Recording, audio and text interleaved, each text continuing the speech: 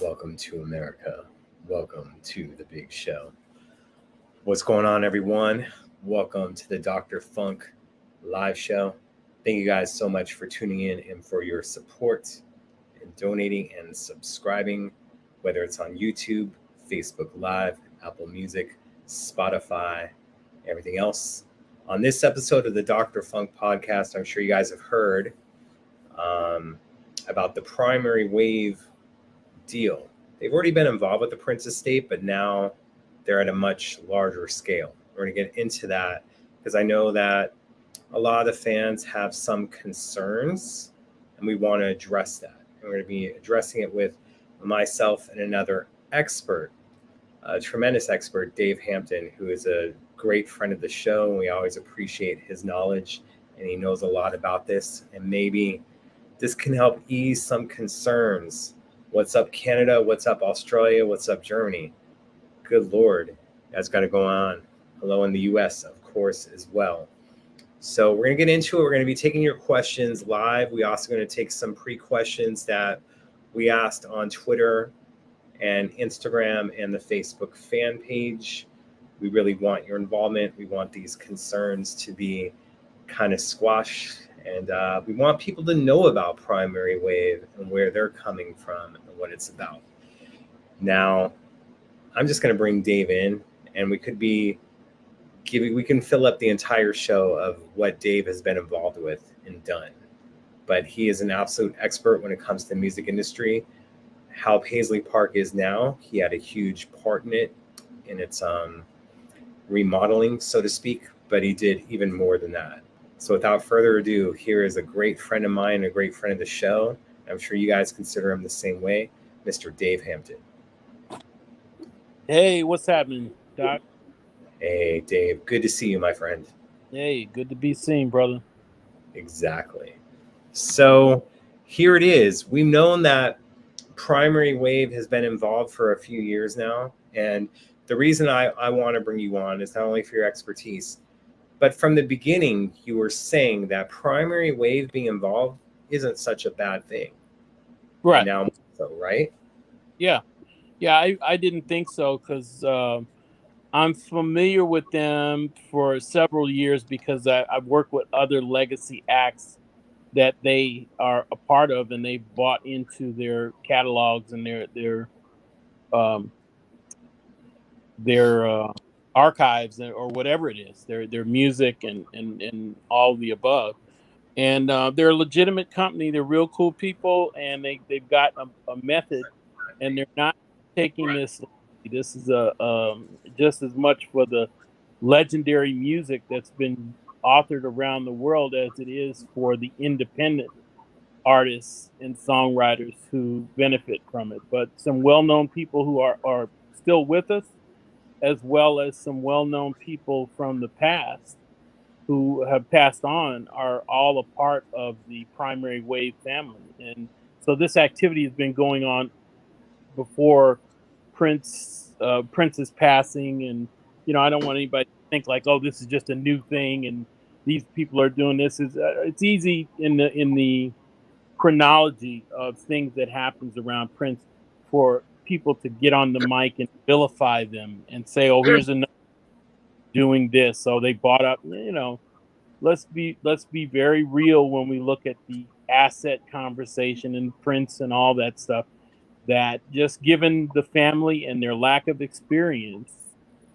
in certain matters, it was inevitable that this might happen. But it is good that Primary Wave is the company that's carrying on the conversation, because at least they're not going to lessen it, cheapen the exercise, because the exercise is not about eliminating his music, nor is it about controlling his music or telling any other story other than that of preservation and keeping his music and songs going. And so I just think they do it in a very respectful way, and they honor the catalog that they purchased. They take it seriously. So and I don't work for them. I just you can look at their roster, and there's several of my clients on their roster, deceased and still going. So it's just one of those things. It's a function of business.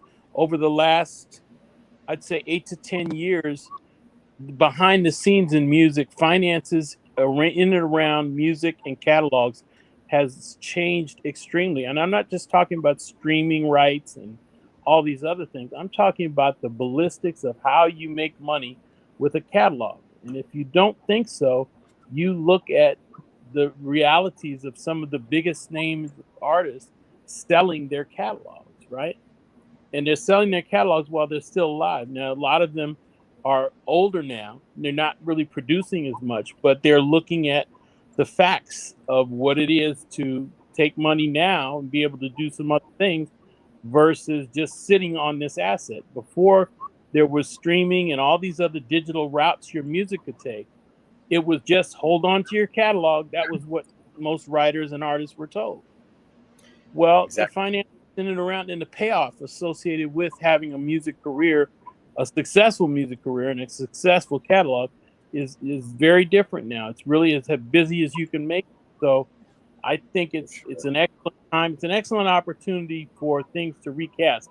We're about 5 years down the line in the Prince story, and I think it's important that people realize with Primary Wave owning what they own, they got 100% of one relative, they got 100% of the other, and 90% of Tyka's. That is a significant amount that is owned by one faction, and they deserve a seat at the table. It doesn't lessen them anymore that they're not a family member. They just now have those positions.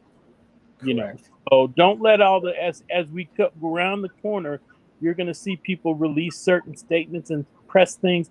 Don't get all excited about that. Just look up Primary Wave music, do your research, and I think you'll see that it's in good hands. That it's better for it to be on a direction like this with somebody who's actively doing things with great music than to be on this wait 'em out witch hunt that everybody else is trying to play. Where even if we wait until Comerica doesn't have control anymore, let's say, we don't know who's going to be carrying out what responsible decision making, but we know it's not going to be organized because it's been 5 years and it's taken this long for some things to settle in. So Definitely. we have to go ahead. Go ahead. I'm sorry. We have to look at as we look at the Prince situation, and we're 5 years down the line, we have to look at all the stories we have heard by this time. And we've heard several, and I'll go back to our early calls, Doc, where, we were looking at people making statements about the worth of his holdings, the worth of Paisley Park, the value of his music. And they were all just guessing and putting numbers out, partially to be strategic and partially to try and set up to acquire. So, in the end of the thing, we're 5 years down the road. Nobody's acquired. We're releasing music. Everything on that side is trying to settle out. And then we've got some people who have decided to do a deal with Primary Wave. And that's just life moving on. Right. It doesn't mean that Primary Wave is going to control everything. It just means they saw an opportunity to invest and get a long-term position. And now they've got a strategic advantage. And time went out, they'll probably do more. And whoever hangs on to it will probably have a say, and they'll be sitting at a table with them. And I think it's all for the betterment of his catalog and what's going on. And believe it or not, the fans community, we still have a lot of pull on what happens with his catalog. I think that's obvious by the way that they're telling the story, and they tailor make things down. They're just now learning how to talk to us as a community. And we're going to, do our own research with everyone tonight as well. The questions will get harder, but here's one. And we know this one's easy because it's just for shares. This is from YouTube. What is the reason for their involvement? What is the reason for their involvement? Well, they're involved in let's take it right from their thing. They're the home of legends, of legendary music, legendary performers. And you merely just need to look at it. Bob Marley, Stevie Nicks, Frankie Valli, Smokey Robinson, Whitney Houston, Burt Bacharach, Olivia Newton-John, Ray Charles, Aerosmith, Def Leppard. I could go on and on, but all these factions, both living and dead, have found a way to settle in and do business with primary wave. So it has to be considered for what they're offering up as an extension to the legacy and great music makers of the past and of the present. You know, you've got some people from the present in there too. You know, CeeLo Green is signed here. You know, you got everybody across the board. Donny Hathaway, you know, and so it goes across all genres of music, and so that's what I'm saying. You just can't shut the door and say, oh, you know, why are they doing this? They're doing it because music is a money-making expedition. At the end of the day, Western soul music, the American soul music story, is a large export of this country. Makes a lot of money and has a lot of influence. And Prince is part of that story, just like several other artists I've named. So it behooves them as a cash crop to invest in it, but invest in it in a new way. Because this goes across. You got to realize when they invest in these holdings, they're investing in the music and the stake of it. They can direct it to film, TV, and other active platforms that they're involved with too. So that creates new money. It's all about creating new money with old assets. And not only with the old assets, because I was looking at some of the songwriting that they've purchased over the past couple of years. There have been some heavyweights that a lot of people don't know, that like Rihanna's, like her first few albums, they wrote a bunch of the songs. Lady Gaga's songwriters, they're getting more than just the legend acts now. And they're going across the board, and it's just some interesting stuff. Just like, say, Mark Morrison's Return of the Mac, which was a huge in the 90s. It was used in a commercial, I want to say for Uber Eats, but it was one of the delivery companies. And they used that beat. Then they do this. Then with the Stevie Nicks $100 million deal. And we always feel sometimes when stuff goes viral that it really is viral. It isn't planned. Mm-hmm. But sometimes it's just like right before the Mark Morrison thing. And now with the Stevie Nicks thing, where that TikTok went viral with Homeboy in the Ocean Spray. Just saying that these things, whether they lucked into it, that all these things happen at once and it helps out the situation. You got to play into it and look what they're doing. And this is about what we need him, what we want. We want his music to be in more movies. We want more commercialization without putting Let's Go Crazy in a credit card commercial. You know, and I feel they'll help facilitate that. If people look for it, it isn't such a bad thing. What do you think of that before we get into the Whitney Houston stuff that people are going to be worried about? You're dead on the money. You know, the credit card commercial is playing to the cheap seats. You know, that's just an opportunity that came and they took it, and it represents what it represented. But it's a throwaway, because once that does it, you've shot that wad, and then the next time that comes along, if you wanted to use it for something really original and long-standing, you've already worn it out on a one-shot like a credit card. Not saying that it wasn't good, but it's come and gone. Okay, so however much they paid for it, made from it, you know, I hope it was significant enough to take a chunk out of what was needed. But I think in the long term, it's about the long money plays that great music can set up. And you know, great music is here for a long time, and if you use it properly, you can create a good financial bed for a lot of things to happen. You know, because right now everything is about mixed media, multimedia, and while images drive everything, music is still very powerful when you put it to the images. Right. So I was putting that on the screen. Just someone just saying Primary Wave is in the business of making money. They will do right by Prince because it's in their best interest financially to do so. Yes. For people that are going to be listening to this instead of watching it. Go ahead. Yeah, I think that's a very true statement. At the end of the day, it is about money making, and they don't do that to sit on an asset, or they don't do it also to try and positionally tell only one part of the story. You know, the big contention is with some of the things going on now, the books and the chronology of the music and everything there, that the assets are being cherry picked and we're only hearing one side of the story. You get all these different feedbacks from different groups and different people. And it's very true.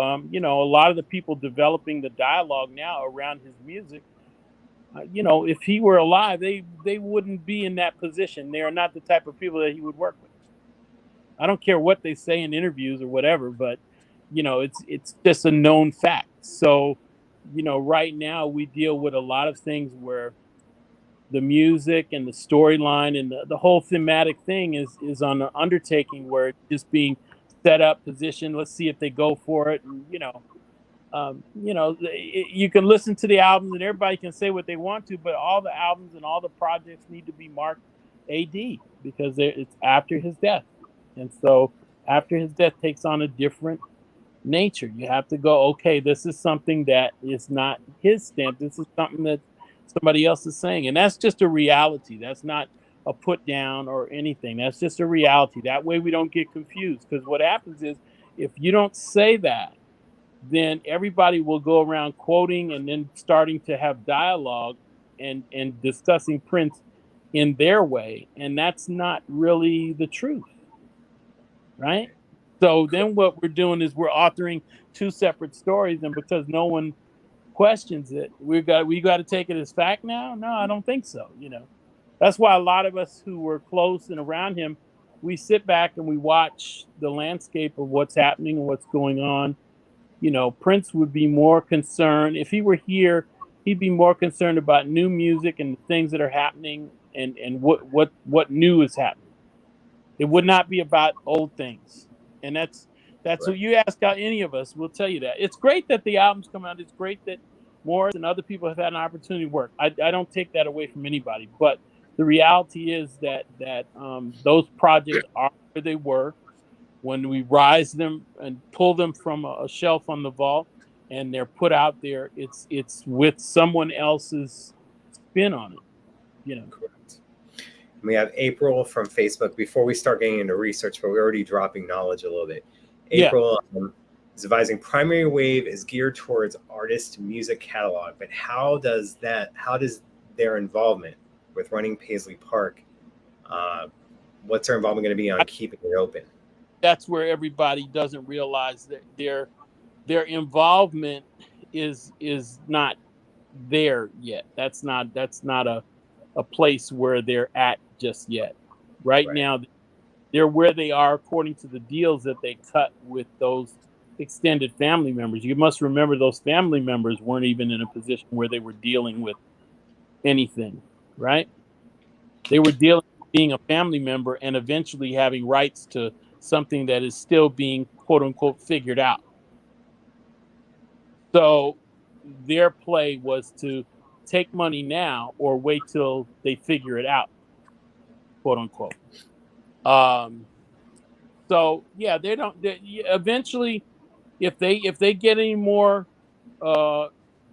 holdings, they get any more interest in it, yeah, they probably will have a seat at that table as well, and they probably will have some input. And I can't say that would be bad either, because everything they do is about promoting the goods that they have, and it's not to resell it. It's just to have a lock on some great music. You look at the catalog that they've assessed overall as a company. That's huge hits in that catalog. I'm talking the aside from Prince, there's a lot of hits there. So you have to look at that and go, okay, they're in this for the long haul. They're in this to make money because they see the value of great music. You know, the music that we're getting right now from new artists is the music that's being put on us now, because it's also economically feasible for new artists to have a successful career, because old music is not marketed that well in many cases. But now when you have somebody like Primary Wave who has access to it, you now have the ability to market it successfully.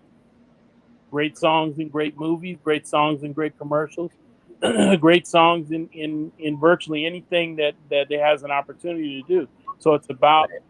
widening the perspective of the destination of your already written songs. For sure. And then when you're looking at some of the songs that they own, or they just own certain things, a lot Yeah, of them have been featured in a lot of movies where the song is like, when someone's making a movie, it's like, oh, we got to have this song. They own the yeah, rights to that song. So it's going to be played in there. Not only with them purchasing the entire catalog of Sun Records, which brings them a lot of stuff from back in the day, but as yeah. I said, more current stuff as well. And Don had this question from YouTube, and I'm going to have you go on top of what you're going to say. I think that some of the concern is there is fear his legacy will somehow be lost if anyone is making decisions aside from the estate, although Primary Wave will be part of that decision making. But that's what plays into choosing the right songs for movies and stuff like that. But go ahead. Yeah, I think that's where we're putting a little bit. I'm trying to be as politically nice as I can be, but I'm just gonna go ahead and do what I do. Um, Please. you have to look at what's going on now. So because you see somebody who's told, oh, this is our expert, this is our this is our that. That doesn't mean shit. That doesn't mean anything.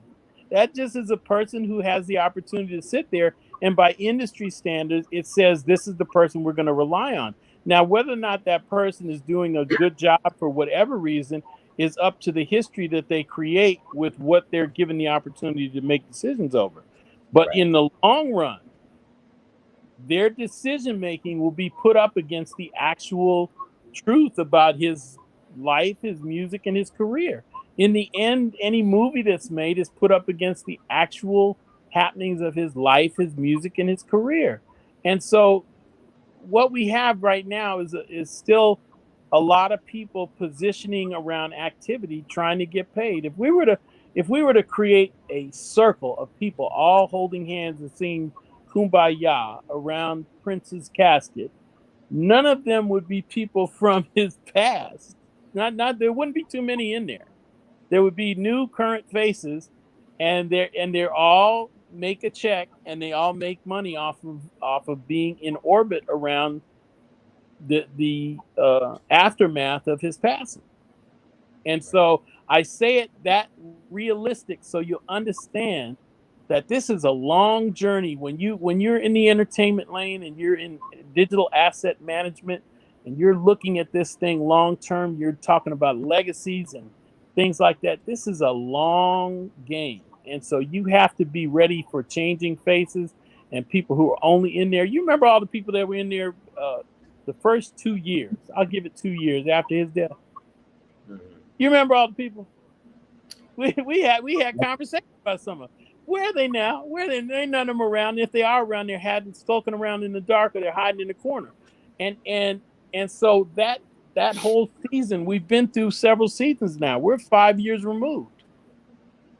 We're 5 years removed. So we have to really look at this as far as who's making some tactical decisions. This company is in a position to make some great tactical decisions. If they're sitting at the table, they're going to make some even greater tactical decisions. Why? Because they hold a lion's share of the interest of some of this music. And that goes without saying. You don't sit there and occupy seats to make dumbass decisions. You just don't do it. Tactical is the key word for Tac- sure. Keyword. Yeah. Brian, Brian has a question from Facebook, and of course, like I said, we're just getting the questions out of the Yeah. way so we know the knowledge. The main thing is letting them know and to be reassured of everything. Now Mhm. that Primary Wave, this is from Brian. Now that Primary Wave has almost majority, how will that impact former associates being involved? For example, Susan Rogers' involvement in a future Parade Deluxe, would she be involved? My easy answer would be yes, she would be. But Dave, the floor is yours. Uh, that's entirely up to a different set of people. It's like I said, I've watched this story develop since his passing, and when it's all said and done, everybody will understand all the conversations that took place out in the open and all the conversations that took place behind the scenes and who really did what and why things are in certain places and what's going on. So you have, all this you know, who should be there. I have always felt that many of us, especially when it comes to the recording engineers, we're still alive from the various periods of time of the records. So I think the natural thing, the authentic thing, would be to have as many of those voices of people who were in the studio during the period of time that's in question. When you're doing archiving and when you're doing legacy work like that, it's important that you have input from people who were relevant. There's no other relevant person other than the people who are responsible for capturing the music. Susan Right. is relevant, but she is not the highest point on the number line. Susan is relevant for the years, especially that she occupied the chair. You know, just like the everybody before her and everybody after her is relevant for those years that they spent carrying on that responsibility for him. It doesn't mean that you just take what they say as gospel, but it means that you do enough research where you're not just talking to one engineer at the forefront of his career about eventualities that happened when they hadn't even been there in some 15, 20 years. Right? Sure. Yes. So it's just I'm waiting to see how truthful and honest everybody is about spreading it out across the board and showing how he interacted with different people to produce his work. Because regardless of the fact that you were working for him, it's a shared experience of responsibility. You're carrying it out. I mean, when we did the records we did, it was me listening to the previous material, trying to come up with a sonic space that we could match and do it justice. So when somebody looked at the years that we covered from 2003 to 2010, they won't go, well, who the fuck was recording the music during this period? Because it sure sucked, you know. And so that, as I can tell you, as an engineer, that's what you're trying to do when you're a part of somebody's career for any given period of time. You actually are concerned about the historical record that you're leaving behind. Right. So that's where our focus was, and that's where I think that the storytellers, when they involve themselves in a technical journey, they need to be a little bit more intact about their conversations, and they need to have it all. Look, you could sit all of us in a room and we would be able to talk all day long about our experiences. And we've done this privately with Prince in the studio and just do it. And we can see each other's mark on him. We can see the effect that each of us has had during the periods of time we served. So it's a very dynamic experience when you look at it like that. I just think that in the storytelling of it, a lot of times people rush around and they forget to have that conversation because they're so excited about being able to touch and have access to and be in orbit around Prince's music. For sure. Another thing someone just brought up, and I'm just want to recognize it and move on from it, is Solange on Facebook says they wanted to know when was Get Off authorized and Coming to America. That was, of course, over the past year, but that was during filming probably in 2019 and 2020. But I'm glad it was used in the movie. Don't get me wrong. What I want is there to be, most of the people that watched Coming to America, they already are familiar with it. We want to get the people not familiar with it. We want to introduce them to a new audience, and I feel that Primary Wave will be a really good example of that. So it's like I'm kind of doing what Prince would do, where questions being asked and not kind of answering it. I gave my own little thing, but turning into something else, because I feel, especially seeing the acquisitions that they made over the past 2 years, that they would be the best ones to do that, to be able to introduce them to a new audience. What do you think, Dave? Yeah, I think so. I think Primary Wave is that's the reason why a lot of that happens. And I think, Coming to America, that, the all those things, all those projects, again, they are what they are. They happen in time. That one, while it's good that it's out and it's can be referenced, I'm just always conservative about my outlook on whether or not it should have been pulled and placed in orbit. Right. Yes, it's necessary to play his music.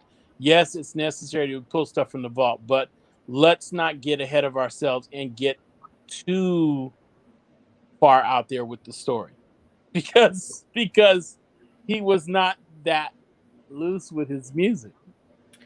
And what I want is to find that new audience and introduce them to a new audience without someone like Harry Styles or The Weeknd doing a Prince cover. I Thank want you. it to be his music that does it, because look, there's so many songs from the Prince catalog that still sound so fresh today. That's why you can put out an album like Welcome to America, and it gets these feelings everyone stirred up because it's still current and not dated. But you can say the same thing about a lot of songs from the Purple Rain soundtrack, you know?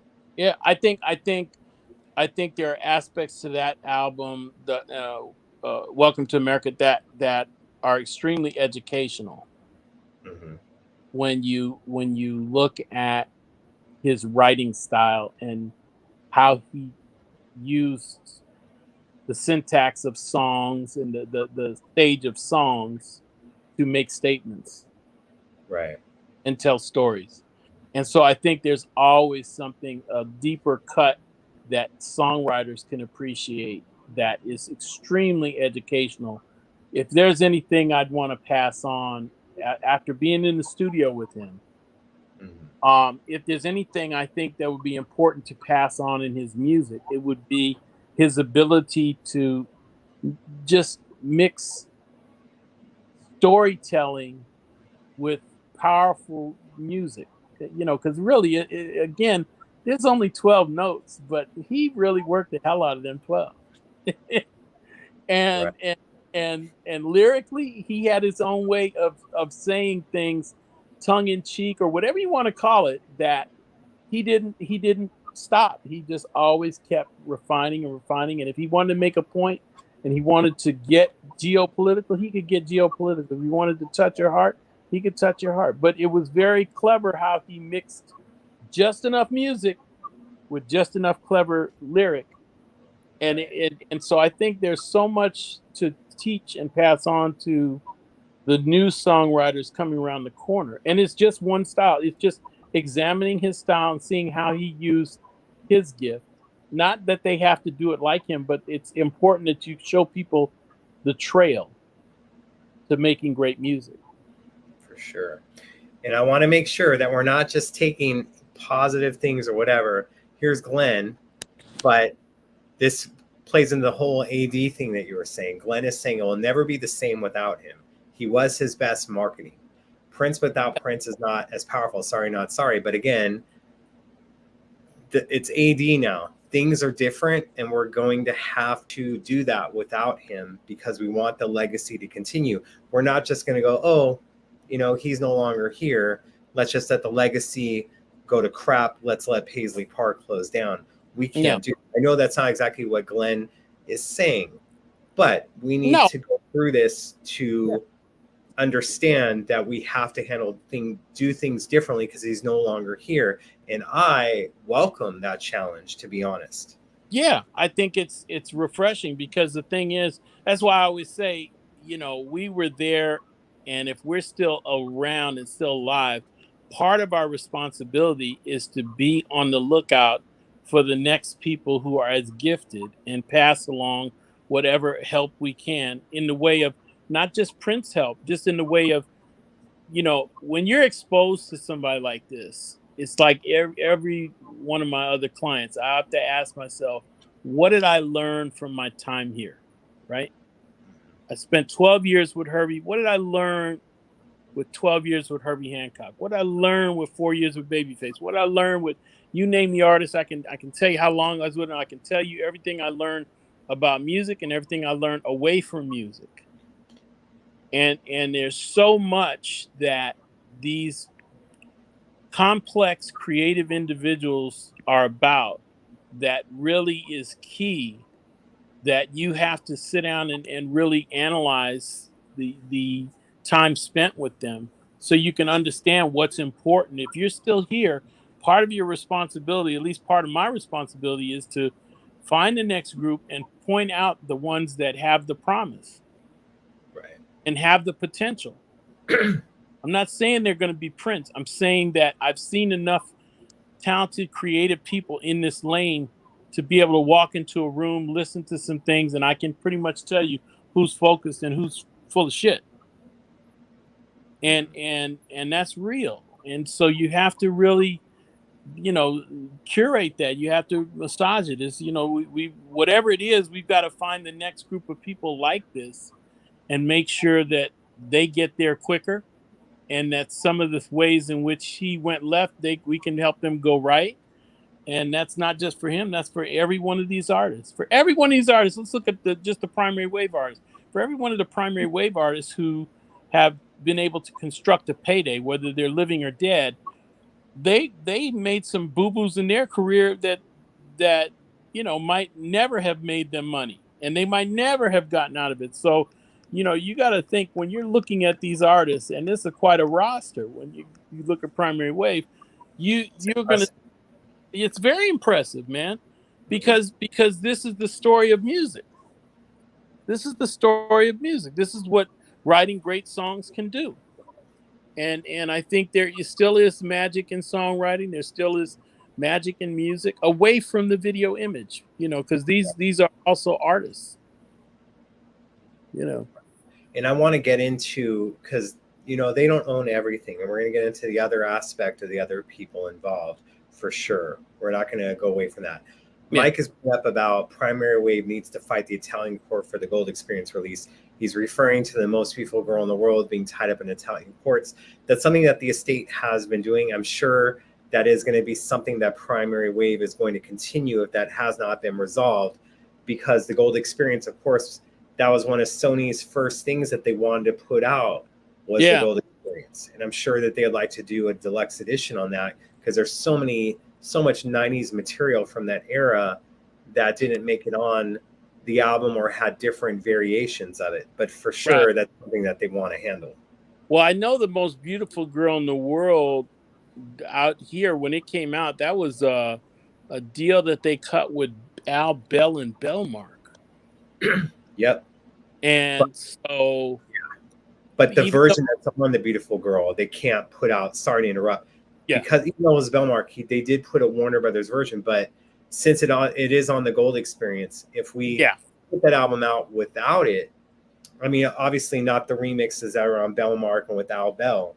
Yeah. But they put it out without on there. It kind of takes something away from the beautiful experience and the most beautiful girl in the world and the Gold Experience, or the Gold era, so to speak.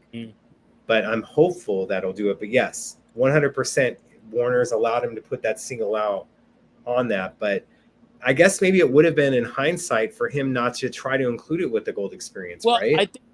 I think part of the thing there, twofold, and I'd have to put you in contact with actually the guy who I brought in with me to work at Paisley, Khalik Glover, was actually at Bellmark, and he handled the most beautiful girl in the world when it came in and prepared it for release. And so I think that deal was cut specifically, and I'm just gonna generalize and just say, I think it was cut so that he could see what route it would take if he did a deal with somebody like Al Bell, a traditional black record guy, right?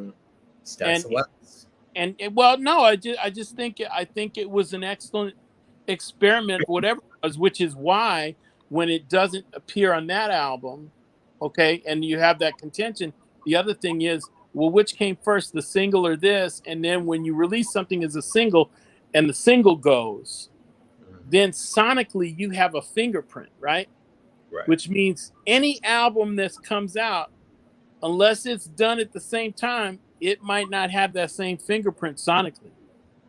And so I think that's another reason why songs don't make certain albums, even though they might have happened certain times, because he reserved the right to do any kind of deal he wanted to do at any time, just to try and go against the normal deal making trends of the record industry that were set up for him to only choose this and only choose this.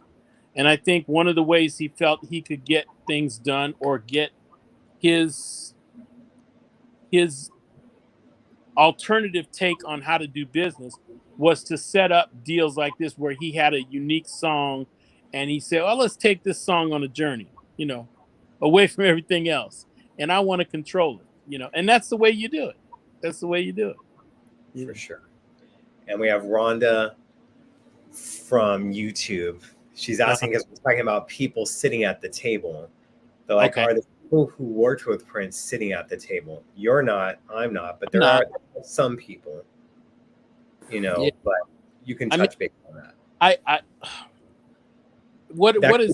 First of all, let's narrow down. What do we mean when we use the term sitting at the table?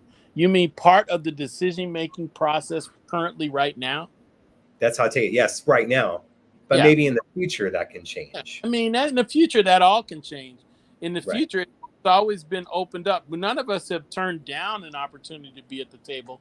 It's just we look at who's at the table, who's setting the table, and what does the table look like. And the only reason why we do that is because we spend enough time around Prince to understand what we should be looking out for when it comes to something dressed as business.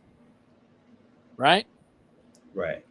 So if it's not dressed as business, chances are I ain't gonna fuck with it.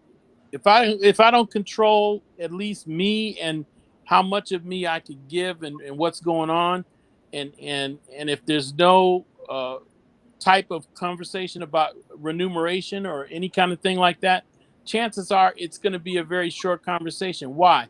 Because for me, my relationship started with a phone call from Prince asking me how much it would charge to come talk with him. So if in life he can ask me that, in his passing, anybody who calls me to talk to me about Prince, you got to come the same way. Not because of me being greedy or anything like that. It's because I have to stop what I'm doing right now and jump into being in a mindset to just only deal with Prince stuff.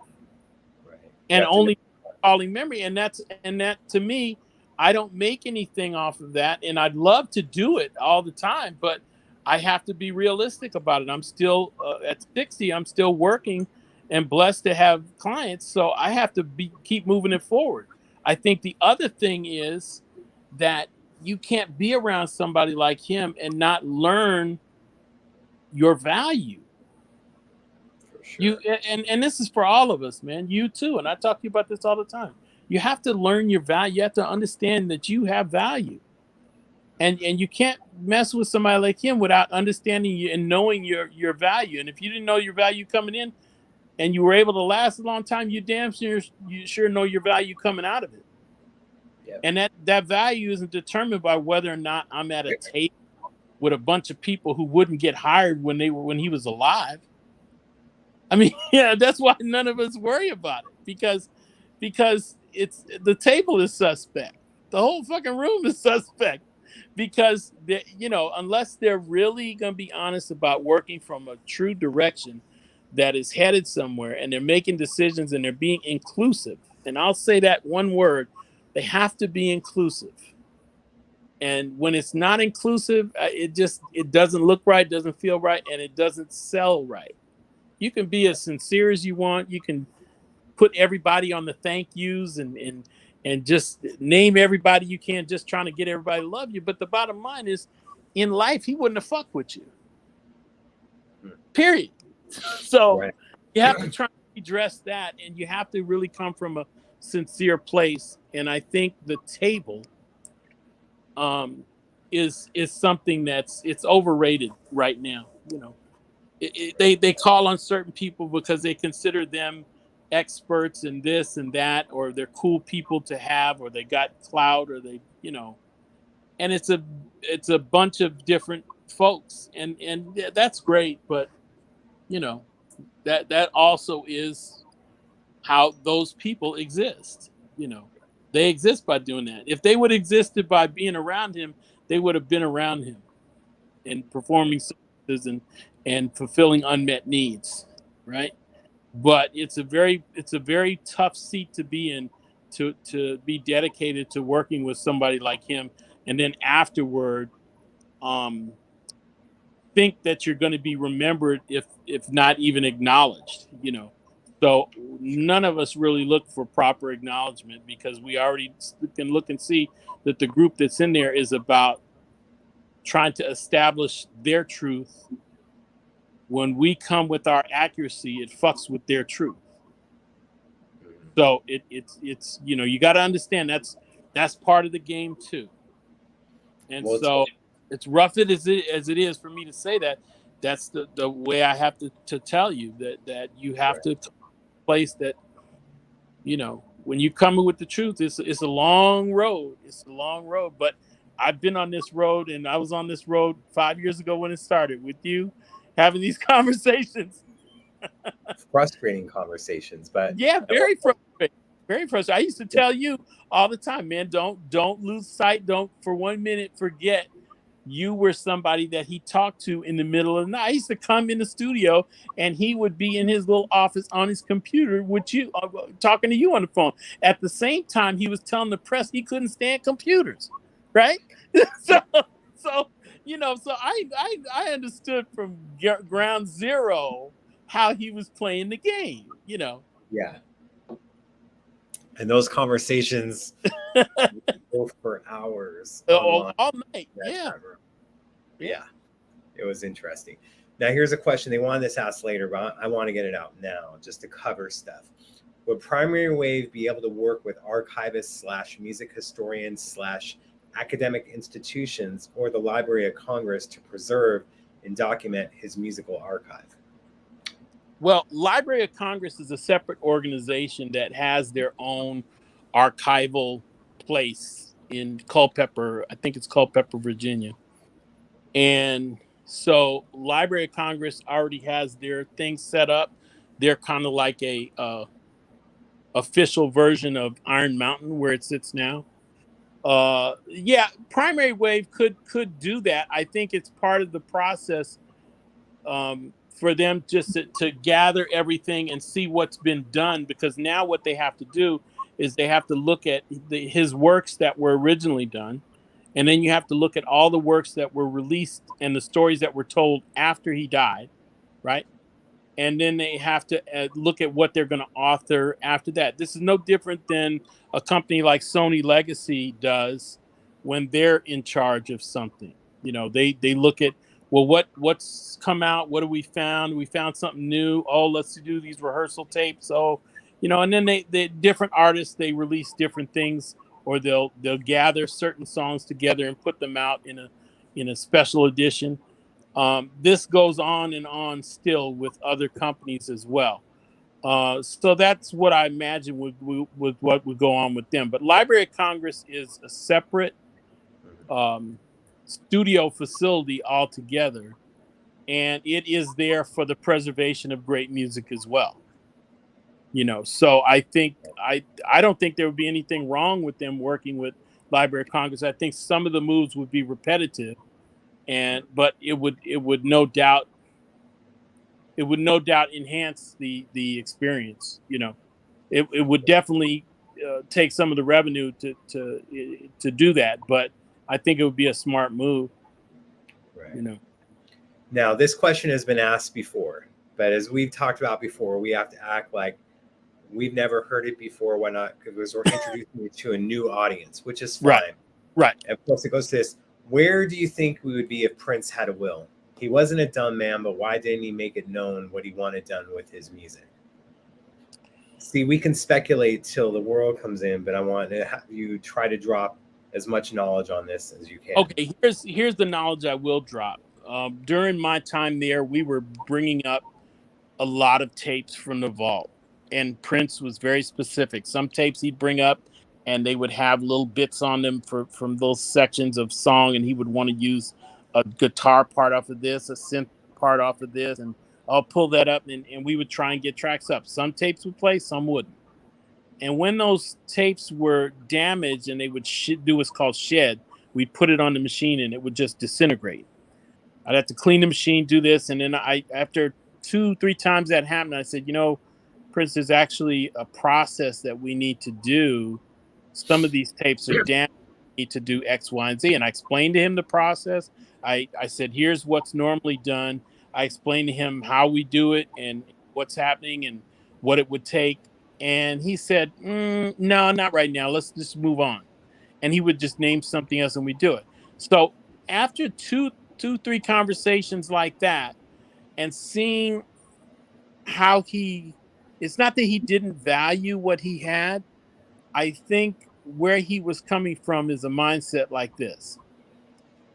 I did this music. It's all down here. If I pull it up and it comes off and we can reuse it and I'm feeling like it'll fit here, great. If it doesn't and it didn't make it, then it wasn't never supposed to last that long. Right? Yeah. And I think that's where he was at, partially because when I explained things to him, I explained it to him technically, and then I explained it to him financially. Because in the past, the thing I had noticed was that a lot of things were not explained to him financially, as far as what does that mean? How much does it cost for us to do X, Y, and Z? Right? And the reason why I did that is because I was being 100% honest that I wasn't trying to just create some additional engineering work. What I was asking for was the ability to do this properly, but for him to understand in order to salvage an idea he might want to use, I might need to undertake a process that costs money and does this. And I'm not saying he was cheap or anything. I'm just saying when I explained it like that and gave him the choice, the education and the choice, he chose to just, let's just keep moving forward. I'll choose something else, or I'll write something else in there. And so that's what I kind of took from it. Now, I say all that to say that I really feel that his gift of music and the spontaneity which he could create was so good and so on that he really didn't worry about ever running out of ideas. That wasn't one of his worries. Right. Ever. Because I've seen him just go at it as if if he went to sleep, he'd lose the vision tomorrow. So he would just stay up and go at it and go at it. And I'm like, wow, I've seen it in other people. I've never seen it like that. For sure. Never seen it like that. So that's, I think he had a certain outlook about the music surviving once you capture it. Because there was a time also when we ran out of tape and we switched to Pro Tools that he would call me in after he finished doing a project and he would say, I'm not going to use any of this, destroy it. Because he knew at that point it was on hard drives. So I was destroying files of takes that he was not going to use in the final result of a project. Right. Because we were no longer on tape and it was no longer committed. It was just in memory. Yeah. See, and that's what people don't understand. Like they'll talk about like he said he was concerned with stuff now. But he kept stuff from the past.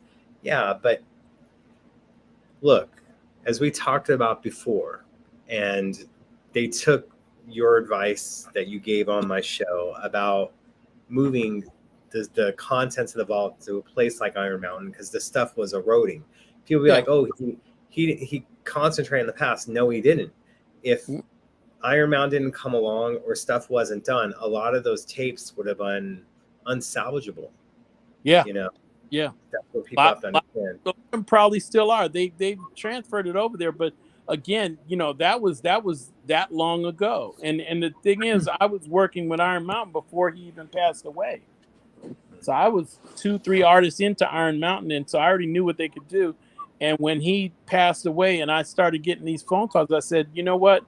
You guys need to prepare a protocol in case this comes in the door.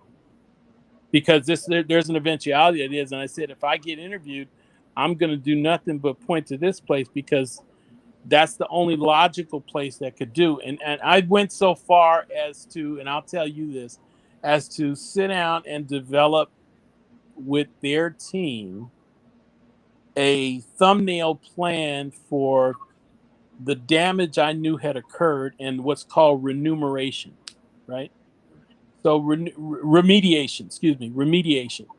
And remediation is the process where you treat something that has been mildewed or that is growing old before you put it on a tape machine and eventually have it crumble.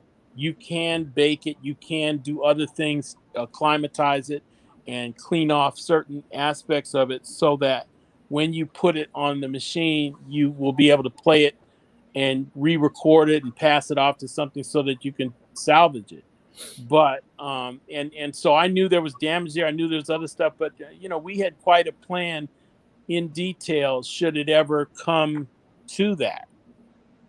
They decided to use Iron Mountain as a storage facility first, and then I think they engaged some of their services later. But initially, when I spoke with them, I had them prepare a remediation team that I think was going to fly in from New Jersey, and I would have met them there with maybe 3 or 4 people from LA and go through everything and just help them identify what was damaged, you know. So there were attempts made to structure this thing so that it made sense. But when those things didn't work, I just said, no, the very least I can do is suggest that they at least go the right route, because to actually fix the vaults at Paisley would have been too much, because the situation was that they didn't know how much debt he was in. All you're doing is adding debt on top of debt. And so to fix the vaults up so that they would acclimatize properly and they do it, you'd have to take everything out, air them out, put new HVACs in, do a lot that still wouldn't get you what it's getting over here, which is proper treatment. So, you know, it's one of those things. But again, I say it on your show, and I was very specific about it, and I'd let you guys know later on I did it on purpose. But I did it for a reason, because I know that people listen to the broadcast, and I know that people try to figure out the best moves to do, even without engaging me. So I just said, okay, let me just serve this up on a platter, see if it goes in that direction. Because I can't sit there and go, well, I'll wait till they call me and then I'll lead it to the promised land. I didn't want no parts of that. You know, I mean, if somebody wants to call me and we can do something now, I don't have a problem with it. But sometimes you have to understand how the larger long-term aspects of this game called entertainment is played.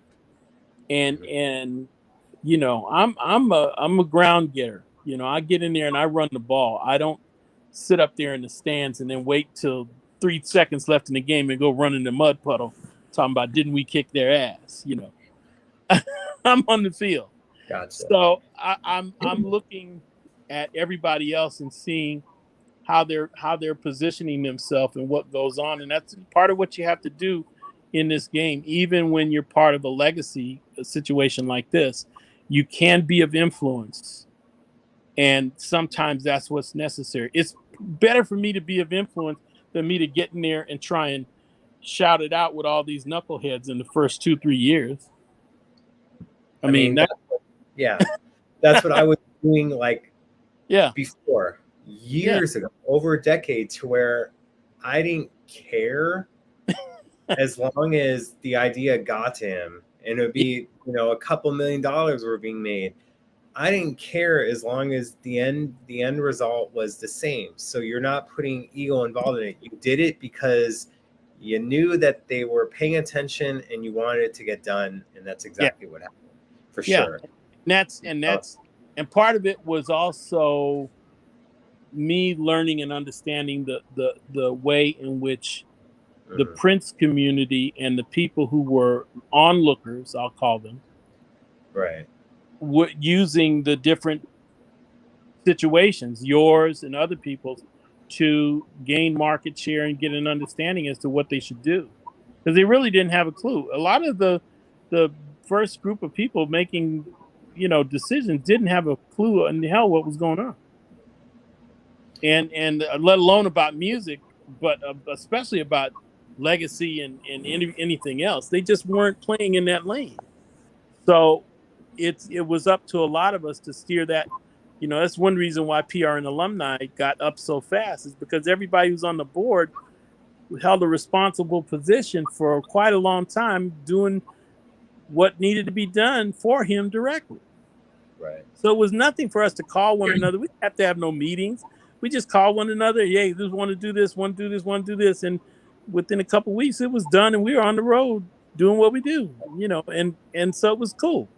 But sometimes things work like that, and I think that's the beauty of the associations that Prince kind of caused. Because of him, I know you, I know a couple of other people who are key people who, if I call them, we have a conversation, we can move mountains. You know, it may not look like it, but it's very possible, you know. And so I just think it's part of the magic that is untouchable about the situation. And we have to keep some of that, because it's not all about everybody who you currently see. These people who are there right now will move on, right? They'll move on. Somebody new will come in, somebody old will come in, and you never know. They might get a couple of us to answer questions and be an advisor or whatever, and that'd be great too. But it will change into what it needs to change into. I just don't want to see it ever go away. That's my desire in my lifetime. Now we have this, Dan, I'm going to rephrase the question a little bit. I'm going to answer it, but I'm going to rephrase it, because how important is Sony and Warner Brothers working together in sync important? Why does Warner Brothers continue to have rights to some non-contract albums? Well, the main reason is the Sony deal that they had. First, it was signed to Universal, but they didn't read the fine print that some of that catalog still belonged to Warner Brothers, and for longer periods of time. Sony was getting, in their deal, I believe that was signed in 2018, Sony was getting 95 on, and then starting in 2021, they were going to start getting stuff slowly back. Now, aside from that, that would mean like the Prince album, Dirty Mind, etc., one by one down the line, except for Purple Rain, Parade, Batman, and Graffiti Bridge. And those results are different for North America. So just going to answer that, and how important, of course, is them working together. What we're seeing is, though, Sony only before this was putting out albums back in print, whether it was 3121 or Musicology or the Rainbow Children. This is the first project, the Welcome to America project, that they did themselves, and their promotion has been stellar on it compared to other things. But I do believe them working together. Look, there can always be room for improvement. Yeah. But I do believe that, of course, them working together is important. But Sony, I'm sure, is waiting for stuff to be turned over to them so they can have their shot at it. But of course, them working together is important. That's why right now you have people that are in the vault that are doing it for Warner Brothers and for Sony. It isn't like two separate teams, although maybe that wouldn't be such a bad idea. I don't know what the condition of the vault teams are, what their allegiance is to. I do know that the current people in there are trying to tell a story, and they're trying to do some work. I do know that Sony Legacy, who I've worked with the Miles Davis estate, they're perfectly capable of sustaining this conversation for quite some time, and their publicity is really good. They really do a good job at what they do.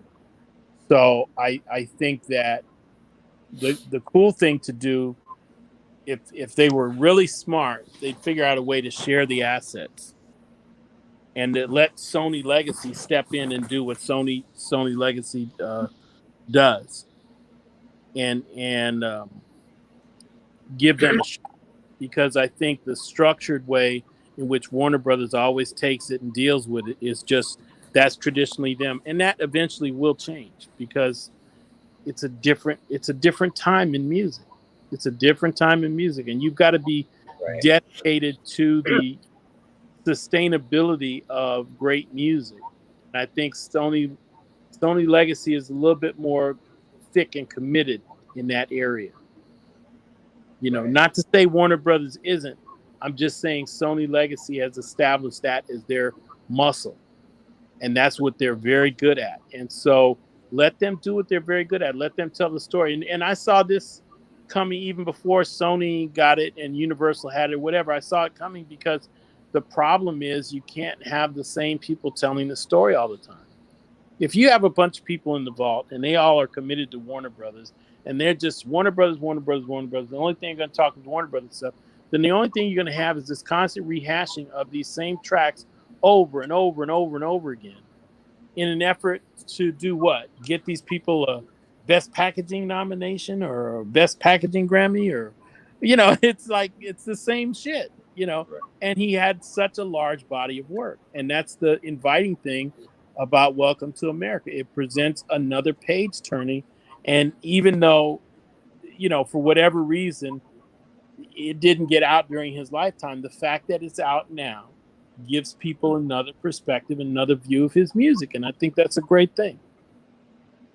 It's just, I think there's enough of him so that if Sony is at bat, let them bat at the full set of balls that's there on the table. Don't sit there and cherry pick and hold up Purple Rain. It's just the same way I didn't like when they took the previous work and they named it Piano and a Microphone. Right? I thought that was such a shit move, because here goes what we know was the name of his last concert. And now we're going to fuck with everybody's head and actually try and sell records based on calling something that it's not. Or we're trying to use up that name or try and draw a connection. I don't know what it was, but there was such a weird move. And it just didn't feel right. But that's what happens when people try and tell their alternative story. They try and force feed you these lines and force feed you this. So stand right here, do this. And he wasn't about that either, Right. We all know how I felt about that, and it kind of messed me up. But look, they're doing better. I wasn't a fan of that release. I say it, but they've done a lot. That's all I'm gonna say on it, because it got me in trouble being critical. Nobody wants to say. Right. Look, if he allowed, this is how I say it. I don't use it as an excuse. If he allowed me to be critical and be rewarded for being critical, and he didn't go, Jay, F you, or Funkenberry, get out the room. Kirk, take him back to his hotel, or Josh, or whoever. If he allowed me to be critical, we're going to, and I'm going to bring this up, and this is going to fall into Kathy's question. She goes, thing is, there are fans that are angry that his music is being released because they don't think he would release it. They won't buy or listen to the new music. Look, number one, in an interview, of course, it was Barbara Walters who brought up the vault question again, that Brian Gumbel brought up, that Matt Lauer brought up, that Oprah brought up. But Prince said it, oh yeah, everything that's in the vault is going to be released. It won't be by me. But Prince and I would have conversations about the vault more so from 2013 on, talking about 1999 or talking about other things. So it was already in his mind about certain tracks that were for albums not being released, or how he felt about it at that time. I'm just curious, the fans that are angry about the music being released because they don't think you release it, are these the same people that were spending hundreds of dollars in bootlegs in the 90s? That's a good question. All right. That might be true. He said it himself that it will be released. I do feel when it comes to more explicit stuff for the videos that we can put out a thing about his beliefs, but we're going to keep it the same for artistic integrity. So maybe we can get past this whole cancel culture, or some things that are a little bit more taboo now that may not have been in 1983, Yeah. I mean, I'm like I said, I vacillate back and forth, because I know what an important figure he was and is to music. So I have to look at everything that comes out being for the good, but I understand how much of it is conflicting dialogue at the very least, because we have to support these different storylines that are being proposed by these different groups of people who call themselves the current expert, right? Right. And that in itself is very hurtful, because these adventures that we go on since his death validate these careers of these people, and it's not that they're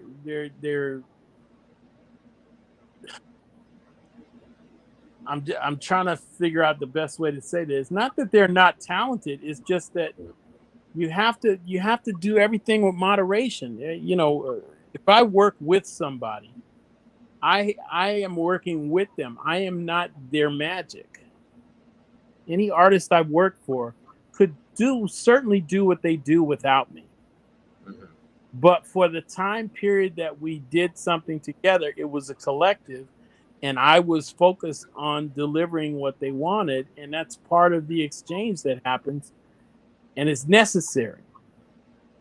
And it's necessary in several ways, and it makes you understand that no one really does things on their own, but it's really how committed your team members are and what goes on. And so it does end up being important when you have a concentrated group of people or individuals that's, you know, knocking it out for you, setting it up so you just walk in and lay them down. Right. It matters. It matters. And, you know, that's the point at which I kind of, as I get older, I kind of lose my patience, I guess it would be, for sitting around validating other people's careers who they wouldn't have a career if they wouldn't have stepped on the scene after his passing. Right. You know, and that's not being mean. That's being very factual. You can't, you know, it's not, you can't do that. You can't, you know, right. That's a whole nother career. But it doesn't make you at the very least an expert, you know. It makes you somebody who walked on after everything's up, and then you framed up some shit that you wanted to say, you know. But now, you know, and Primary Wave will have to deal with this. This person isn't bringing up the question, what I'm talking about now, not what you talked about, but that they're saying, and I don't believe this. And I was just at Paisley Park this past weekend. But someone goes, the new fans are not going to trek out to Paisley Park or spend hundreds of dollars on releases. We should very much be marketed to. We have a word with Prince. Not many can say they've had the experience. So of course, we want to have the fans involved. But I will say this, because the tour that I went on Friday, it seemed like there was a lot of faces that I didn't know, and I was trying to pay attention to other tours that were going on at the same time. There was one person that goes, "Oh, you look very familiar. Where do I know you from?" Like, "Oh, like Celebrations," you know, because but the faces were new, and of course, and just I'm going to bring this on as well. Went to a Prince and Michael Jackson event maybe about a month or two ago, and there were so many Prince shirts, and it was of him with his last look with the afro. But they were all mostly bootleg shirts. I don't know if they were Etsy shirts or whatever, but there's a demand for it. And what I was seeing at Paisley, even when on the tours, I'm like, man, they're wearing these bootleg shirts. That's not an official shirt. But going into it is I feel that new fans are making the trek. But yes, the older fans need to be marketed to, but at the same time, we need to bring in a new audience. And I don't think it's that hard. I like Stephen Hill was talking about, the Prince estate will never make more than Michael Jackson estate. When Stephen Hill and I had that conversation, all I kept thinking in my head when he was talking was challenge accepted. Yeah. And that's how I feel about Paisley Park and getting new fans in, but also trying to keep the old fans. We don't want them to go, we want the new fans, old fans, you can go away. No, we want both of them. As Prince would say to shows, next time someone old brings someone new. That's the way to continue the legacy is you do it and bring the newer people in. Go ahead, Dave. That's exactly it. And I think that I never really try and compare Prince and Michael Jackson, not just because they're two entirely different kinds of artists. You know, Prince was an inside out guy. Michael was an outside in. And what that means is that Prince's talent was inside of him, and then he cast it out. And everybody around him was affected by it, and they exchanged something once he emoted his gift. Michael has the talent, but his albums, his content was all a consortium of individuals who were just as talented contributing. He had a way of emoting his ideas, but they had to be translated into music. It wasn't, he could get Greg Fillingames up there, but then sit up there and go goo goo goo ga ga ga and make sounds and do beats with his mouth. And eventually that would come out by way of all the musicians you see on the record as the songs that came out. He would emote his ideas. So it's two, I never like to compare them because they just are two entirely different sets of skills. Yes, they're both talented individuals, and I've worked with both of them. But I just think Prince had a little bit of a tactical advantage because he was in essence, because he had his black man thing down, he understood who he was at all times. And he understood the largeness of it and the smallness of it. He understood how to operate around his people and away from his people. And he understood the business that he was in for the business that it was. He didn't necessarily like all the aspects, but he really understood it. And then towards the end, he really learned how to dismantle it. He spent a lot of time, people don't realize, not only on the music, but figuring out how to dismantle the industry, figuring out how to do deals like he did for the London newspaper, where the album comes in. Just figuring out that and having it so that it couldn't be counted against him, but they would forever change the rules after he did that. He got such a kick out of that because he outthought the record business. And he would constantly be on this thing to really, the songs, it was secondary, seems sometimes, to his tactics on how to really get them where they think they got him, Oh, I'm going to do this, And again, I think he was so clever because live performance was his home run. He could do no wrong. I think when he wrapped the delivery of his content in the live performance, it was such a strong stick. Wouldn't anybody go against it? So they just had to let it go. But once he did it, man, he just unleashed such a thing because he showed you can actually outthink these fools, who think that they're running this game and they're not, For sure. On so many things, I see people like they regret that they wish that they, had a relationship with Prince when he was alive. Look, I wish I could tell people, stop reading these interviews from the 80s, or stop reading these interviews from the 90s. Or if you are, please don't quote from that. Because who Prince was in 85 on Monday was different than what he was on Friday, let alone 90s Prince, 2000 Prince, later in life. You want to know Prince? Listen to the music.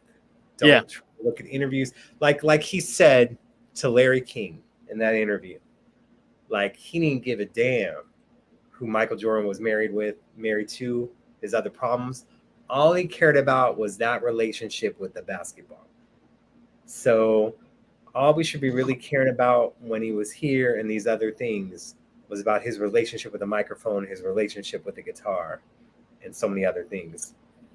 Dave's still there, I'm sure. You're just working on the. I had to switch to a phone call I got. I just had to tell them I'm going to.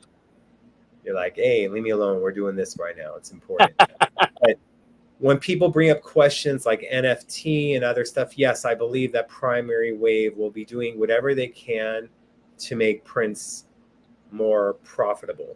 So those things are going to happen. I'm not going to have Dave answer that question only in the specifics of whatever is going to be profitable for the estate, for Prince, they're going to do. But, and I want to get Dave back before this with video, talk about the Whitney Houston thing that I know some people are concerned about. So Dave, here we go. The Holograms. Right. Like So like, I do believe they'll do NFT, they'll do other stuff, but here it is. They're doing a Whitney Houston hologram. Here's the thing is though, they're acting on behalf of Whitney's estate. That's something that Whitney's estate wants to do. Prince's estate and them have made it clear, and we know for a fact that Prince has talked about holograms and how he wasn't cool with it. So just because they're doing it for Whitney, Whitney only had 7 albums. No disrespect, but there's more to work with Prince than there is with Whitney. So people that are worried, and this is me doing it, making an assumption, but I don't think Primary Wave is going to go down that road. And if they do, we're just going to have to call them out on it. But just because one estate is doing it doesn't mean they're going to make the other estate do it, right? Yeah, no, not at all. I mean, and I got to tell you, and I can tell people this now, I was offered a lot of money to bring that idea in front of Prince. And I refused because it just and that they were going to pay me just to bring the idea up in front of him. And I didn't want to do it. I would just, it's unnecessary to have that discussion because it was so anti to who he was and what he believed in. He didn't that's not happening. And I can see why Whitney's estate is doing it. Yeah. Because again, they're trying to position the asset so that it is still a asset that can bring something in. Is there enough there? We'll see when it opens. I'm not going to see it, but we'll see when it opens because it's going to be something new, but you have to captivate people with the show in Vegas. Unfortunately, you're only contractually 70 minutes is your thing because they want people back in the casinos. So it's not that hard to exercise. But I just think that, we still got a little ways to go on hologram. It's not going to be a thing that works for everybody. Prince was so dynamic in life. You get more out of showing a video. I would much rather see a live concert footage mixed in Atmos than I would see a hologram with Prince. For sure. Yeah. Just because that's done doesn't mean the other thing is going to be done. That's how I look at it. So people don't have to worry about that. And the Atmos sound, by the way, Chris James did an absolutely amazing job on that. I saw it at Paisley. They didn't have any Atmos sound, but the next day, someone's private theater had it. Amazing. Just absolutely knocked it out of the park. And this is why when I bring up people that I want to be involved, and I'm not trying to be a dick to stuff, but I want Chris James involved. I want you involved. I want Morris Hayes involved because you guys were there at different aspects. And of course, I would like to be involved with that. But that's other stuff. There's other people. I feel there's room for us all. And I'm being very diplomatic with this. But I want those things. Is. And I'm glad that Chris James is involved because he was one of the last engineers that Prince worked with. And he knew what Prince wanted to sound like, whether it was live or in the studio. And that's why I feel it was so amazing, albeit you can't really mess up Prince footage, but they did an amazing job. This is not easy. Not an easy experience to mix. And I really applaud the fact that Chris James is doing what he's doing because he's one of the last true voices, just people who was there with him on the one-on-one. And I understand where he's coming from because I've been there. And I used to have long phone conversations with him when he first got started there, just trying to talk him through some stuff over the phone. So it's just good to see. And I think there's a space there for all of us because we all have something relevant to bring to the party technology-wise. I think that's the other place we have to look to. The technology of the future is going to offer up ways in which we can take some of these things and really create an experience that's even surpasses where we're at now. And that's some of the stuff that I work on now with other artists and other companies. So I don't foresee, I don't just look at everything in a stereo record scenario. I don't look at it in a, fixed position. I look at it as this content can be taken and can be used several different ways. And with the technology and all the things that are coming about, we're going to see and hear some amazing things. And it'll be giving us a good way to revisit Prince and his live concerts. He's blessed us with so much live concert footage that there is more than enough for us to mess with to come up with some great mixes, And I just feel there's going to be changes in the industry. Yeah. And yeah, what's old is new again. The vinyl resurgence, I was getting clowned in 2018 when I said that vinyl is going to overtake stuff, and they have over the years. And I believe this. And because streaming is where it's at right now. People are like, oh, they need to bring back the music club. They need to do this. They need to do that. It's not profitable because people are like, oh, I'll pay $100 for it. That's you. But there's going to be 500 people that don't want to do it. And then the younger audience, they grew up where they didn't pay for music, although they're having an infatuation with vinyl. And I won't be surprised if it's Jack White that does this first. But I bet you in the next 3 years, there's going to be a release put out by an artist of Jack White's stature or someone else even more popular that it's only going to be released on vinyl only. And it's not going to be on streaming services. We're going to have to buy the physical copies. Go ahead. Yeah, I think so. I think you're right. I think Jack White in particular has spawned on more people looking at vinyl as an option of delivery. But I think you're very right about that. And I think everything old does get revisited a lot. Right. One of the coolest things I saw over the weekend outside of Paisley Park was being at the Mall of America on Sunday and actually sing a line outside the bookstore waiting for them to open. Wow. Right? Okay. That was impressive because I would like to see print media.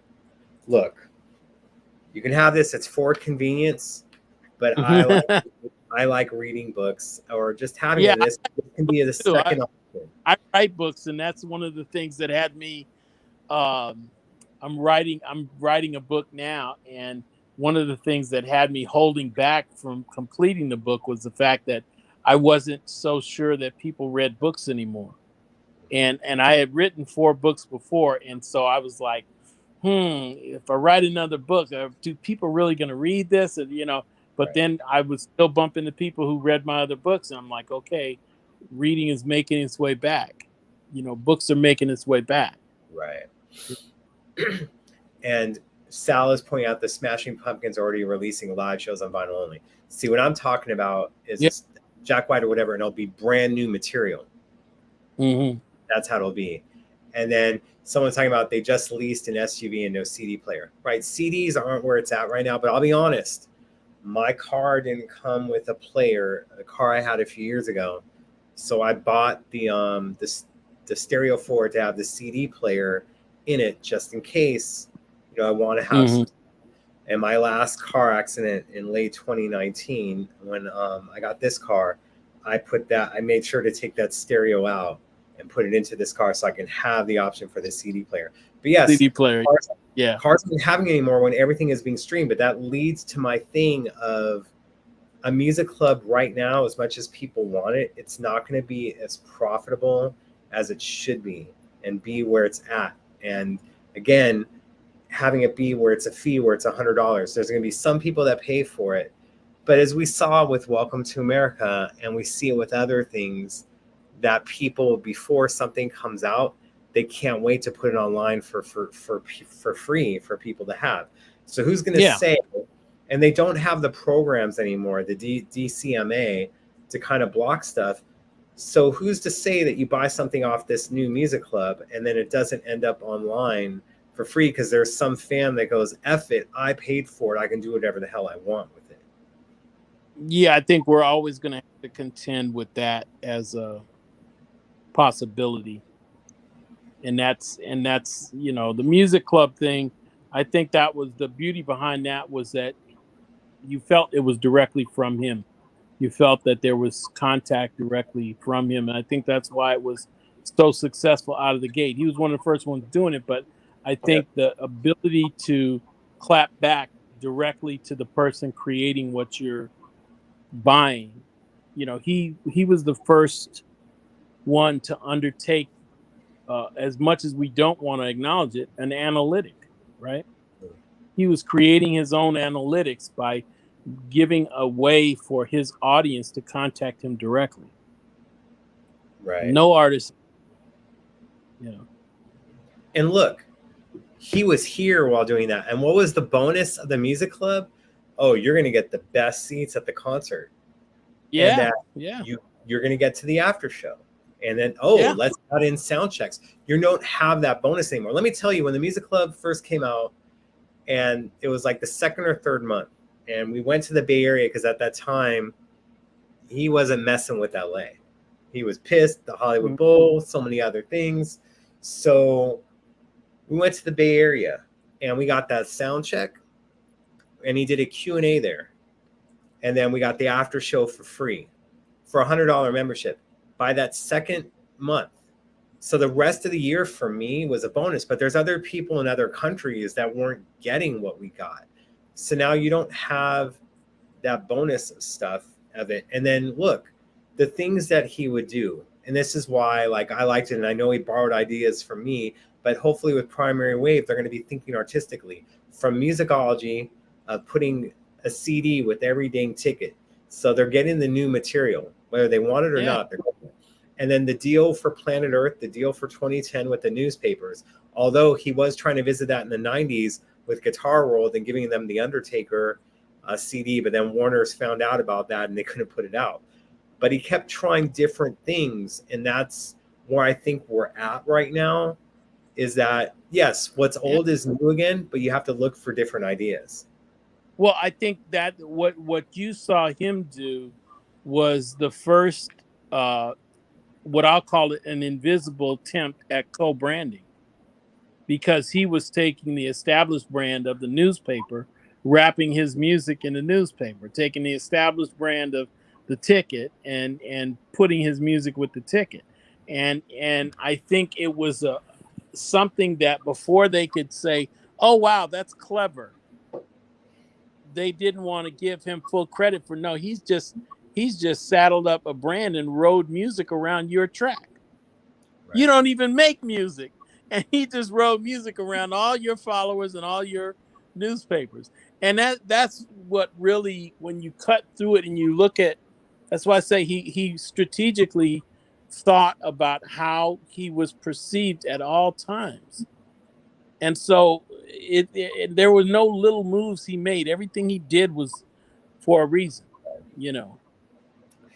Now let's get into some stuff. We're going to talk about, I see people bringing up Londell and other things. So I want to talk about is, and you know me, Dave, we've been to the times where spilling tea, when we were fashionable with it before it was fashionable. Yeah. So I'm not trying to spill any tea. I'm not trying to do stuff, but I'm sure that you saw what I saw when that Wall Street Journal article came out. And this was before the last share was sold for 100%. That this obviously interview took place before that. And it was a great article. But then towards the bottom, when it started getting into who has control, and Troy Carter was kind of, now it seems, out of pocket. But you saw Troy's comments about Primary Wave in a sense that they're not going to have a seat at the table. But now that's kind of like changed. Well, what are your thoughts on that? Because I don't want to get into it. I'm going to let you get into it. Not Troy Carter's call at the end of the day, who does or does not have a seat at the table, nor is it his call. He wasn't part of the Primary Wave deal. He is just an advisor to America. And so in that role and capacity as advisor, he can say what he feels, but he carries no real weight because he is taking money from the asset. He is positioned in this thing to be reimbursed. He ain't working for free. Right. So he's positioned to make money on this thing, and his job is to make decisions that are in the best interest, or to lead them to things that are in the best interest of the asset and of the estate.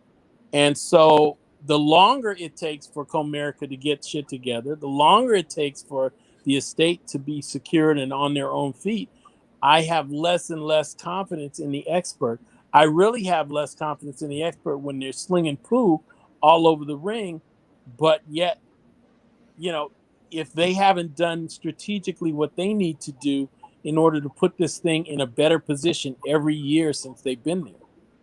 And so that's the thing. You know, you can't just call foul on somebody because, well, we're not going to do this, you know. And like I said, you need to look at the when you read press releases and you read things that people write, everybody's playing a word game. Londell McMillan plays a word game, you know, when he makes a statement to, oh, well, no matter what, we're going to fight to preserve the Prince legacy, right?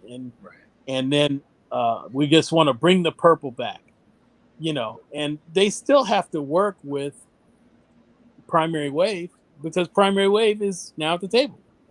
Bottom line, Primary Wave is not anybody but a strategic music opportunist. Okay. And they are in the business to make money and increase market share. So they have actually done sounder business and brought a return to some of the relatives of Prince, so much so that they said, we don't want to wait anymore. We want to sign off over here. Y'all can play the waiting game. And so bottom line is that's the way it is. So everybody does that. I think, you know, it's really interesting though. And I'm just going to speak about Londell and what's the other guy's name? Spicer. The kid, the exec, young black exec. You're not talking Troy about Carter. Oh, okay. I'll just speak about them in particular because these are men of color, and these are men of color in the music business. These are power brokers in the music business, right? Right. It's very interesting to watch their track record in this situation. That's not only for Troy Carter, that's for Londell McMillan as well, you know. And so coming in and going out, and you know, yes, he represents some of the heirs right now, and that's cool. But the bottom line is that, you know, he's played a role in this thing through several different lifetimes, and it, you know, same thing with Troy Carter. Troy Carter represents a young music business mind. It doesn't necessarily mean it's sound. It means it's young music business mind. So he's trying to open them up to as many things as possible that he can put his suggestive fingers on. It could probably be done with him, without him, and with somebody else just as well. But these guys represent men of color who are doing their best to preserve the legacy in their own way. But again, they are business people and they are doing it for a profit and for money. So, and there's nothing wrong with that, but it's just, you have to examine everybody at the game board and what they're there for and how well they're pulling it off. How long does it take? Could they, you know, could they have done it another way? Yeah, they could have done it another way, but none of these guys runs anything. They position themselves around a situation that's much larger, and it's run by Comerica and it's run by the court.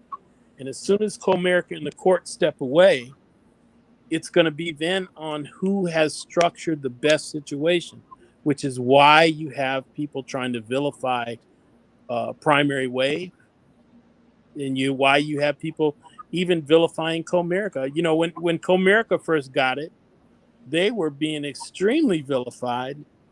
And I used to go like, wow, this is amazing, because if people did their research, they find out Comerica handles most of the asset management of large estates anyway. So this is something they're very familiar with.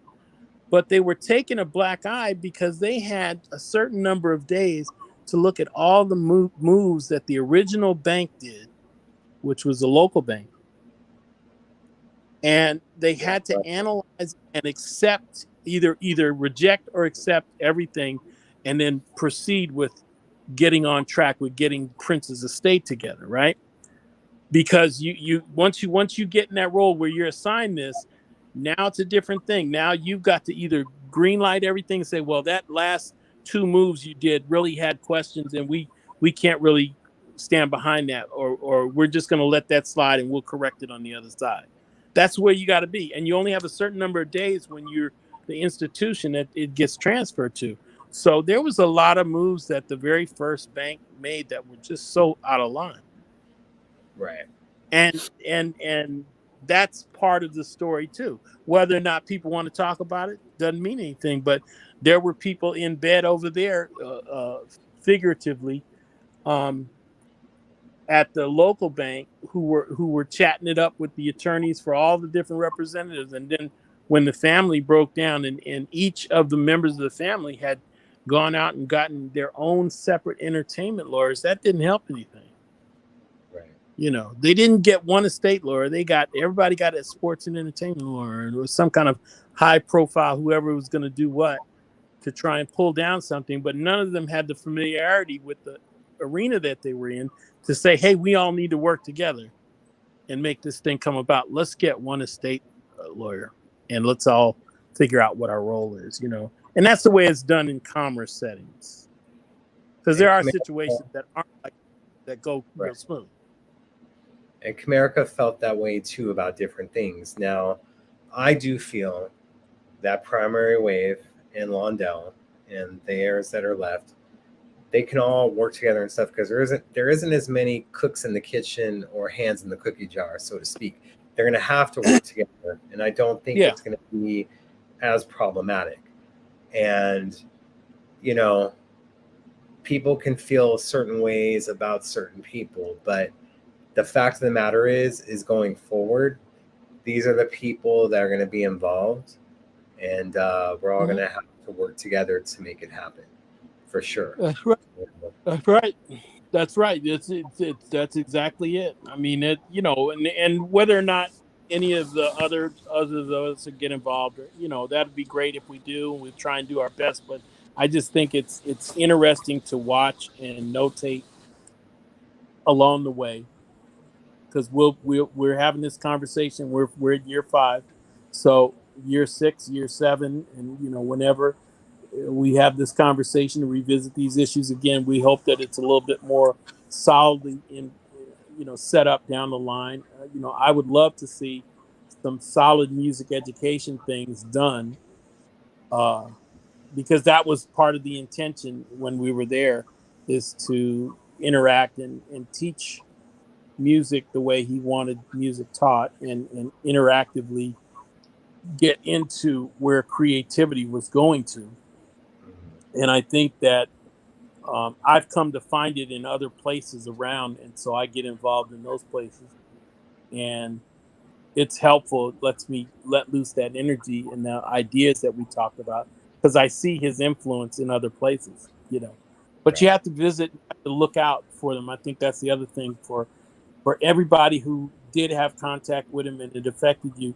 You have to get out and you have to experience the new creatives in the world, the new people making music, the new people making art, and figure out what's going on, what they're trying to say, and if there's any way you can impact them with just suggestions or just with experience and what it's taught you. That's our role too.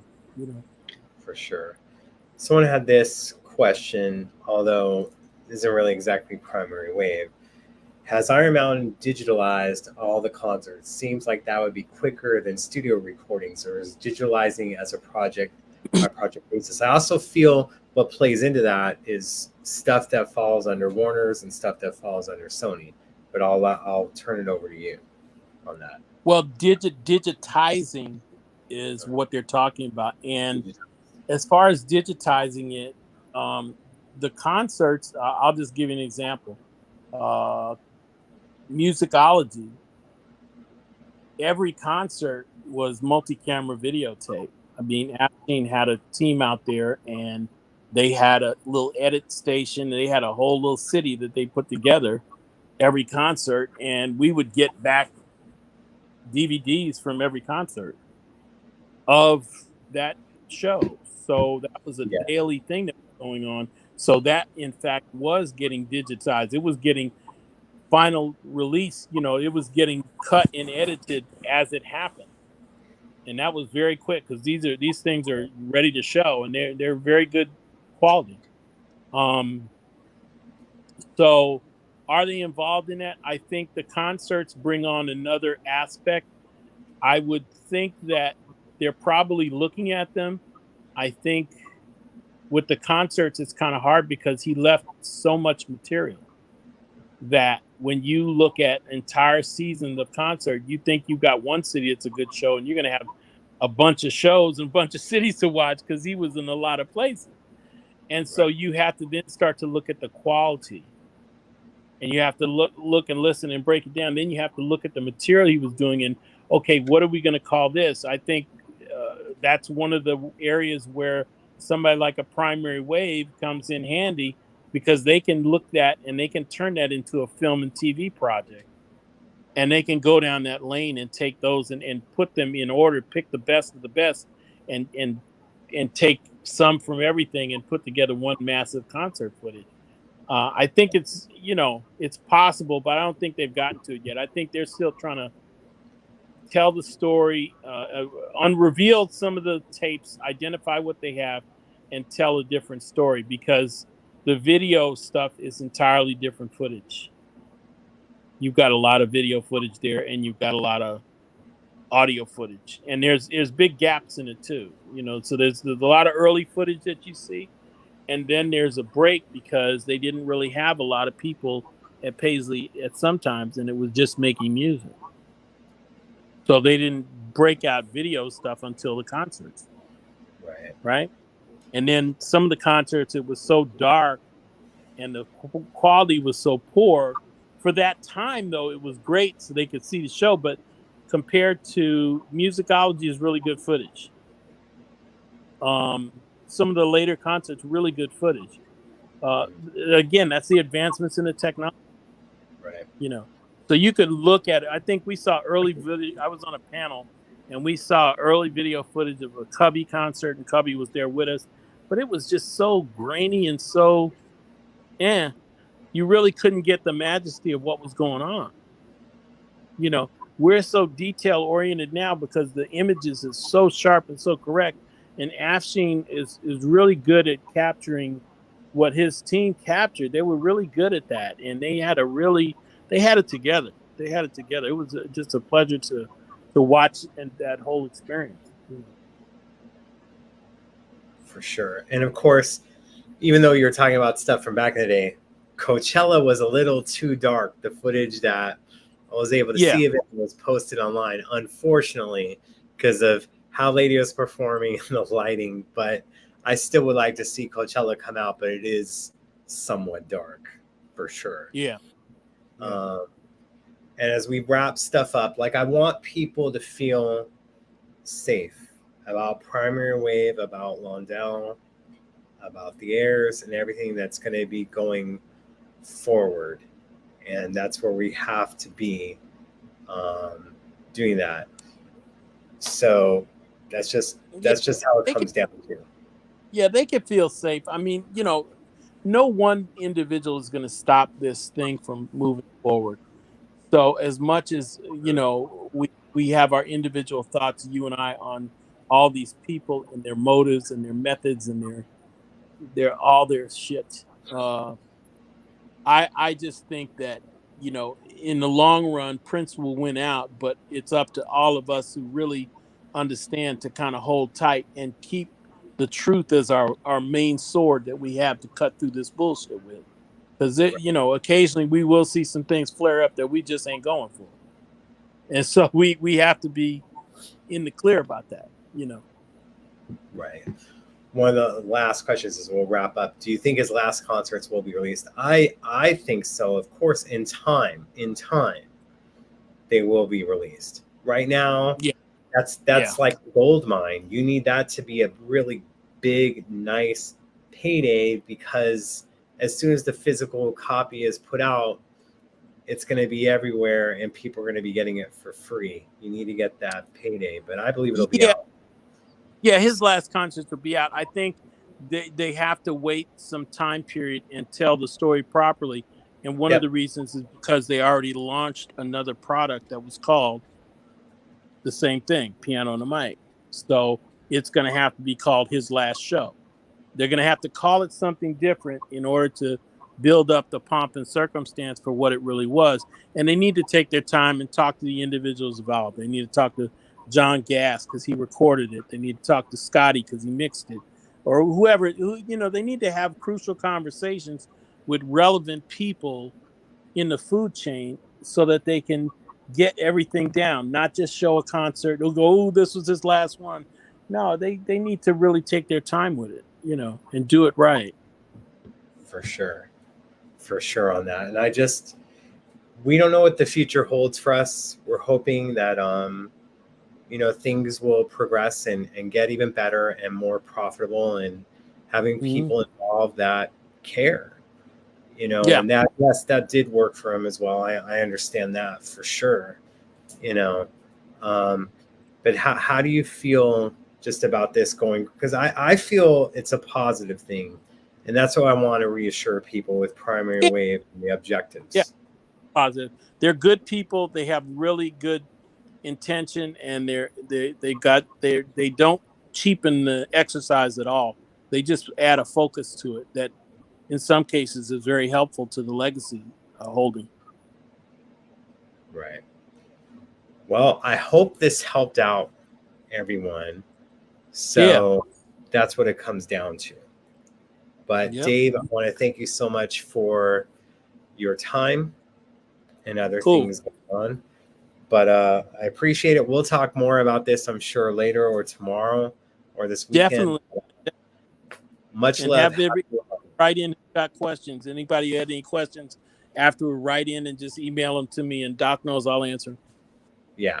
So there's stuff. I feel that we got through everything that would have been related, whether it was on Instagram or Twitter on the Facebook fan page. So for sure. All right. We'll get the hate mail from Londell and Troy Carter tomorrow. I'm just kidding. No, I'm playing. All right, Dave. Good seeing you, my friend. All right, man. I'll talk to you guys. All right. Well, talk soon. All right, everyone. Dave Hampton. It's always great to have Dave on and to discuss these things that are going on. Hopefully, you guys had everything taken care of or asked that you wanted to ask. We were like 30 minutes behind on stuff, the questions you guys were asking. I still wish that they would have, where I see a good question, I can kind of put it to the side instead of just having to hold it and do other things,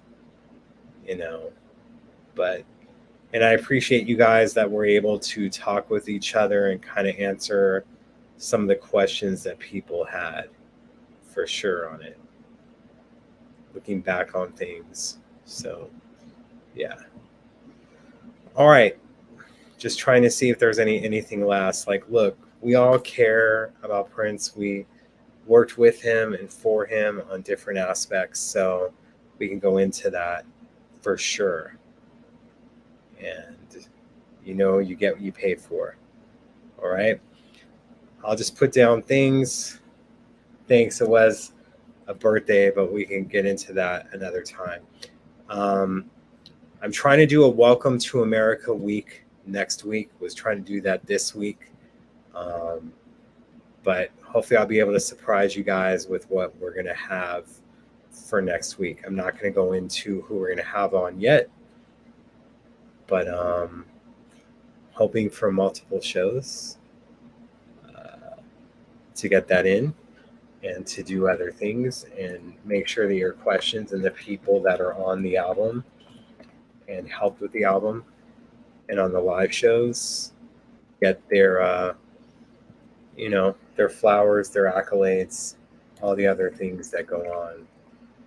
Very important. And we want to make sure that the promotion for Welcome to America doesn't stop just because the album is out. You feel me on that?